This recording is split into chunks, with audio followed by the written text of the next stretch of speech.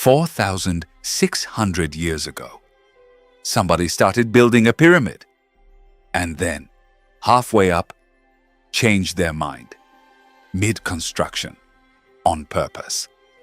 This is the Bent Pyramid, and it is the closest thing ancient Egypt has to a building visibly admitting a mistake. Meet Sneferu, founder of Egypt's fourth dynasty, father of Khufu. Yes, that Khufu, the one who built the pyramid we covered last episode. Sneferu built 3 pyramids in his lifetime. 3. Most pharaohs were thrilled to get one. This is pyramid number 2, and it exists because pyramid number 1 did not go great. Sneferu's first pyramid at Meidum started as a step pyramid, then got an ambitious outer casing added to smooth it into a true pyramid shape. That casing did not stay attached. Today, Meidum looks less like a pyramid and more like a tower, standing in a pile of its own rubble. So when Sneferu started his second pyramid, you'd think someone would have said, maybe less steep this time. They did not say that. At first.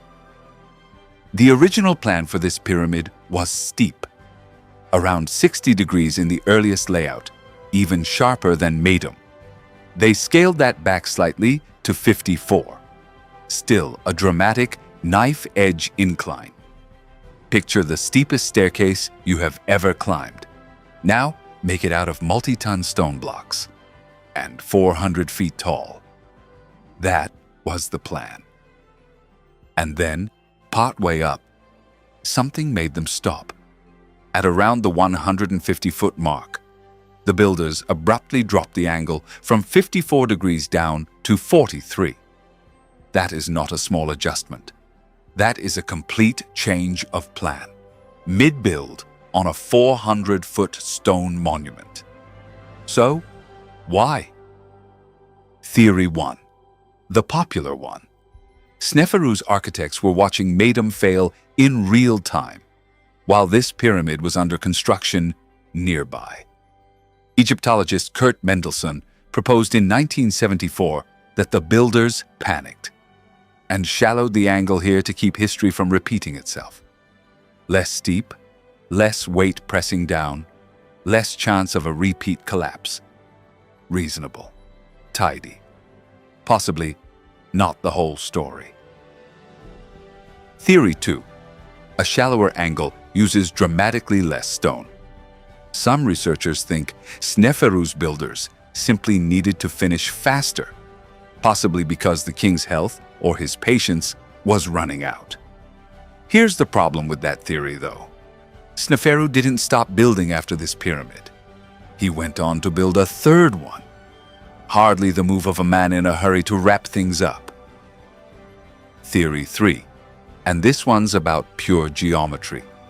At a steep 54-degree angle, the higher you build, the less physical space there is up top to maneuver ramps and work crews. Some modern analyses argue the builders simply hit an engineering wall. Not a structural one, a logistical one. There just wasn't room to keep working at that angle. So they didn't fix a failure. They solved a traffic jam. Here's the twist, though. Whatever went wrong here, this is, today, the best preserved pyramid in all of Egypt. Most of its original polished casing is still attached, still gleaming, while perfect pyramids nearby lost theirs centuries ago. The one that visibly went sideways outlasted the ones that didn't. And here's the part that should bug you. Despite the popular "it was about to collapse" story, nobody has ever actually found a deformation crack inside this pyramid. Not one. The smoking gun everyone assumes exists has never been found.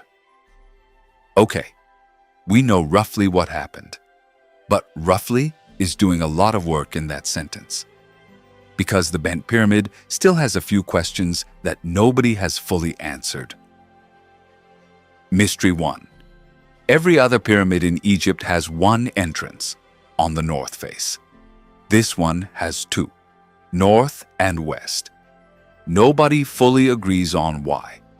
One theory, it's an attempt to merge two competing religious traditions into one building, which is either deeply spiritual or just really indecisive. Mystery 2. Sneferu's cartouche is found in red ink inside this pyramid's chamber, but experts still don't agree he was actually buried here.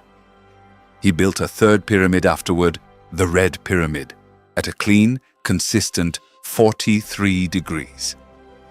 Many think that's where he ended up, which raises an odd question. If you build a pyramid and never get buried in it, what was it actually for? Mystery 3. While the exterior kept growing, tens of thousands more tons of stone added after the angle change, the interior chambers were left unfinished. If this was really a stability scramble, you'd expect the opposite. Reinforce the inside, pause the outside. They did the exact reverse. Mystery 4. Right next to the Bent Pyramid sits a small satellite pyramid, believed built for Sneferu's wife, Hetepheres. It was excavated back in 1956 and then sealed off from the public for over 60 years. It only reopened in 2019, which means it spent longer closed to visitors than most people alive today have been alive. And there are still pieces of this complex we are only just beginning to properly look at. And Mystery 5, the one I keep coming back to. After Meidum collapsed, after this pyramid hit trouble, why didn't Sneferu just walk away? He didn't. He adjusted, finished it, and then built a third one, correctly. 3 pyramids. 1 disaster, 1 awkward save, 1 clean win. That's not failure. That's iteration. We still don't know for certain which of those 3 theories is right. Maybe it was fear. Maybe it was geometry. Maybe it was something we haven't thought of yet. What we do know is this. Somebody, 4,600 years ago, looked at a mistake mid-construction and chose to fix it instead of hiding it. The Bent Pyramid is still standing, still gleaming in places.